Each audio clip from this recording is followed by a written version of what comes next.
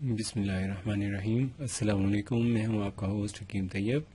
آج میں آپ کو پیٹ، کولہوں اور رانوں سے چربی پگھلانے کا نہایت آسان ٹوٹکا بتاؤں گا، جو ہمارے ویٹ لاس پروگرام کا ایک پارٹ 2 ہے، اور اس میں تیزی سے وزن کم کرنے کی ایک ایسی ٹپ آپ کو بتاؤں گا جس کو استعمال کرنے سے نہ صرف وزن تیزی سے کم ہوتا ہے بلکہ آپ کو کھانے پینے میں بھی کوئی زیادہ احتیاط نہیں کرنی پڑتی۔ تو موسم میں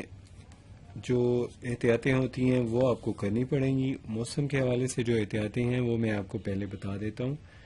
کہ موسم اور اپنی ذائقے کے پیش نظر جو بھی غذا لیں وہ اپنی پسند کی بھی ہو اور موسم کے مطابق بھی ہو، تاکہ بدن کی تمام ضرورتیں بھی پوری ہوتی رہیں اور طبیعت بھی خوشباش رہے۔ میٹھی چیزیں زیادہ استعمال کرنے سے بھوک کم ہو جاتی ہے،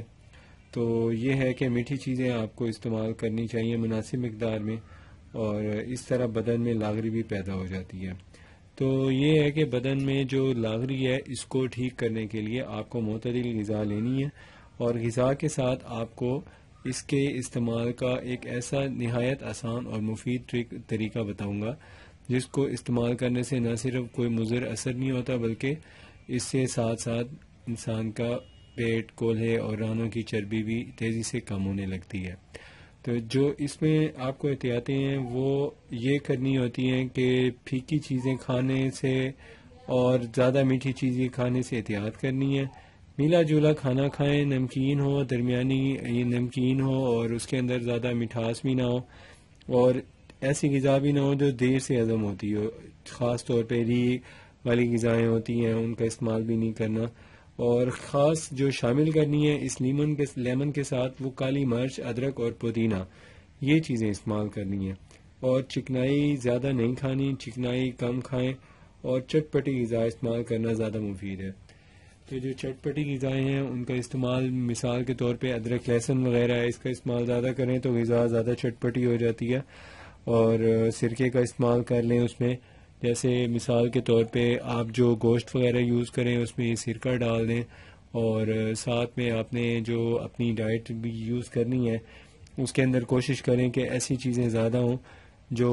آپ کو کیلوریز پوری دیں اور پروٹین بھی اس کے اندر ہو لیکن اس میں کاربوہائیڈریٹس کم ہو۔ تو یہ اس کی خاص ایک احتیاط ہوتی ہے۔ تو غذاؤں میں آپ نے یہ ایسی غذائیں لینی ہیں جو جلدی ہضم ہو جاتی ہیں، اور کھانا اکثر جو آپ نے کھانا ہے تو 6 گھنٹے بعد کھانا ہے۔ پھل جو اگر آپ استعمال کرتے ہیں عام طور پہ وہ 1.5 گھنٹے میں ہضم ہو جاتے ہیں، اور دودھ ہے وہ 2-2.5 گھنٹے انسان استعمال کرنے کے بعد بھوکا رہ سکتا ہے اور وہ ہضم ہو جاتا ہے، اور گھی وغیرہ جیسے چکنائی والی چیزیں ہیں اس کا استعمال آپ نے کم کرنا ہے۔ ہمیشہ ایک ویٹ بڑھانے والا ایک غذا میں عنصر ہوتا ہے وہ نہیں ہو زیادہ، وہ زیادہ ہوتا ہے نشاستہ دار پانی پھلوں سے استعمال کرنے سے، یا نشاستے جیسے شکر قندی ہے اس کے استعمال سے بھی وزن بڑھ جاتا ہے۔ اب جو غذائیں ہیں اس میں آپ جو عام ایسی غذائیں ہیں جن کو استعمال کرنے سے وزن نہیں بڑھتا اور طاقت بھی بدن کی برقرار رہتی ہے، ان میں ساگو دانہ ہے بڑا، وہ آپ نے یوز کر سکتی ہیں، السی کی چائے استعمال کر سکتی ہیں، عام روٹی جو گندم کی ہوتی ہے اس کے بجائے خمیری روٹی زیادہ بہتر ہے، اور ساتھ میں یہ جو لیمو ہے اس کو آپ نے اس طرح استعمال کرنا ہے کہ اس کے اوپر کالی مرچیں